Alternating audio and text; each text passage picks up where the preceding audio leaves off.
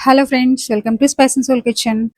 పైన క్రిస్పీగా, లోపల దూదిలాగా మెత్తగా, తక్కువ ఆయిల్తో చేసిన స్నాక్ తింటే ఎలా ఉంటుంది? అందులోనూ హెల్దీ స్నాక్ అయితే ఇంకా సూపర్గా ఉంటుంది కదా. ఈరోజు మన కిచెన్లో చేయబోయేది ఎంతో టేస్టీ అండ్ హై ప్రోటీన్ ఉండే పెసర గుంత పునుగులు. ఒక్కసారి ఇలా ఇంట్లో చేసుకొని తిన్నామంటే బయట దొరికే పునుగులు అస్సలు తినాలనిపించదు. ఇంకా లేట్ ఎందుకు, స్టార్ట్ చేసేద్దామా? ఈ పెసరగుంత పునుగుల కోసం మనం ముందుగా 3 కప్పుల పెసలు తీసుకొని వాటిని బాగా కడిగి 4 లేదా 5 గంటలు నానబెట్టుకోవాలి.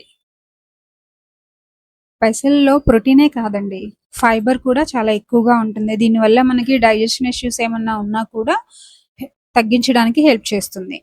అండ్ వెయిట్ లాస్ కోసం డైట్ చేస్తున్న వాళ్ళకి కూడా ఇది ఒక మంచి బ్రేక్ఫాస్ట్ ఆర్ ఈవినింగ్ స్నాక్‌లా తినొచ్చు. పెసల్ని నానబెట్టుకున్న తర్వాత ఆ పెసల్ని ఇలా మిక్సీ జార్‌లోకి యాడ్ చేసుకొని 4 లేదా 5 పచ్చిమిర్చి, కొత్తిమీర, ఒక స్పూన్ జీలకర్ర, కరివేపాకు, చిన్న అల్లం ముక్క, కొద్దిగా వాటర్ యాడ్ చేసుకొని మన పునుగులకి సరిపోయే కన్సిస్టెన్సీతో గ్రైండ్ చేసుకోండి. కొద్దిగా వాటర్ ఎక్కువైతే మరీ లూజ్‌గా వచ్చేస్తుంది పిండి. సో, ఇలా గ్రైండ్ చేసి పెట్టుకున్న పిండిలో కొద్దిగా పసుపు, చిన్నగా కట్ చేసిన ఒక ఉల్లిపాయ ముక్కలు, కొత్తిమీర, పచ్చిమిర్చి, రుచికి సరిపడా సాల్ట్ యాడ్ చేసుకుని పిండిని ఇలా బాగా మిక్స్ చేసుకోవాలి. పిండి రెడీ చేసేసుకున్నాం కదా. ఇప్పుడు మనం గుంత పునుగుల పెనం తీసుకొని స్టవ్ మీద పెట్టుకొని అందులో కొద్దిగా ఆయిల్ లేదా నెయ్యి యాడ్ చేసుకోండి. ఇలా నెయ్యి యాడ్ చేసిన తర్వాత మనం రెడీ చేసుకున్న పిండిని కొద్దిగా గుంతల్లో యాడ్ చేసుకోవాలి. యాడ్ చేసుకున్న తర్వాత మంటని మీడియం ఫ్లేమ్‌లో పెట్టుకోండి. మరీ హై ఫ్లేమ్‌లో పెడితే మాడిపోయే ఛాన్స్ ఉంటుంది. మనం మామూలుగా ఆయిల్‌లో వేసుకొని చేసుకునే పునుగుల కంటే ఇవి చాలా హెల్తీ అండ్ టేస్టీ కూడా. పెసల్లో ప్రోటీన్ అండ్ ఫైబర్ చాలా ఎక్కువగా ఉంటుంది కాబట్టి మన హెల్త్‌కి చాలా మంచిది.